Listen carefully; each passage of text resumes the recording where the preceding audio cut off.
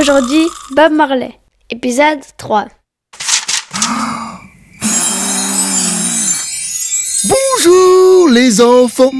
La dernière fois, je vous ai raconté comment Bob Marley avait été abandonné par son papa qui avait mieux à faire que de s'occuper d'un gamin illégitime et noir en plus, et comment à l'adolescence il avait d'abord choisi d'être un voyou à couteau avant de devenir un chanteur à guitare. Aujourd'hui, suite de l'histoire d'un poète qui la modifia pour de bon, l'histoire, et après, on se brosse les dents.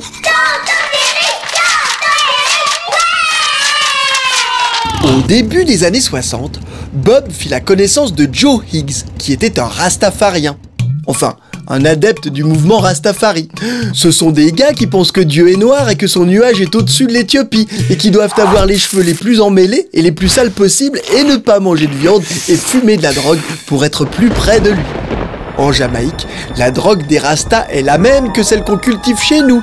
Ça s'appelle du cannabis, et c'est rigolo. Mais là-bas, ils appellent ça de la ganja. Pour résumer, les Suisses fument du cannabis et pensent que Dieu est blanc, et les Jamaïcains fument de la ganja et sont persuadés qu'il est noir. Finalement, tout ça, c'est pareil.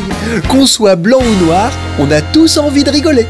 C'est bien de t'inspirer que moi. C'est donc à l'âge de 16 ans que Bob se mit à fumer beaucoup de ganja et à faire de la musique avec son ami Bunny Wailer et un autre type du nom de Winston Hubert McIntosh, alias Peter Tosh. Au début, leur groupe s'appelait The Teenagers, puis The Wailing Rude Boys, et finalement les Wailing Wailers. En 1961, Bob avait aussi fait la connaissance de Desmond Dekker et Jimmy Cliff, qui étaient les stars montantes de la chanson jamaïcaine. Grâce à eux, il put enregistrer un premier 45 tours dans l'arrière-boutique d'un commerçant chinois, mais il n'en vendit pas. Peut-être était-ce parce qu'il y avait écrit Bob Morley à la place de Marley sur la pochette. Quoi qu'il en soit, Bob était très fier, mais cela ne l'empêchait pas d'avoir des problèmes avec ses voisins. Tous les garçons noirs de son âge l'embêtaient parce que son père était blanc. Probablement que s'il avait grandi dans une de nos petites banlieues bourgeoises, on l'aurait embêté à cause de sa maman noire.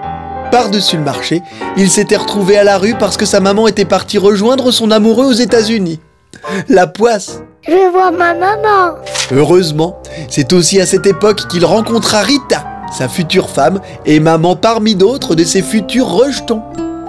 Non, Bob Marley n'a pas encore fini de mettre la petite graine à droite et à gauche. Alors, si le sujet vous intéresse, retrouvez-moi la prochaine fois, à la même heure, et bonne humeur. À bientôt.